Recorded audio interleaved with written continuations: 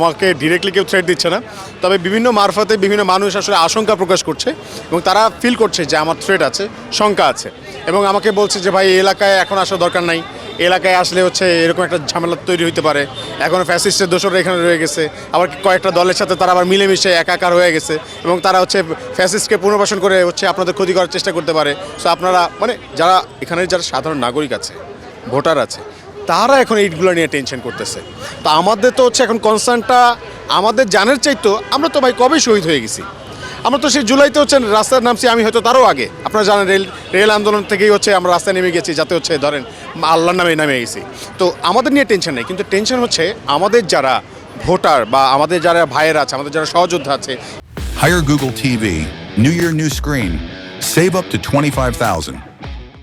স্থানীয় বাসিন্দারা যারা আছে এনারা ঠিকমতো ভোট কেন্দ্রে যেতে পারবে কি না, হ্যাঁ এটা হচ্ছে টেনশনের বিষয়। আমরা হচ্ছে ওরকম নিরাপত্তা তাদের নিশ্চিত করতে চাই যাতে তারা নিরাপত্তার সাথে নিশ্চিন্তে নির্বিঘ্নে ভোট কেন্দ্রে যেতে পারে, তাদের ভোটাধিকার যাতে নিশ্চিত হয়, কেউ যেন কেন্দ্র দখল করতে না পারে।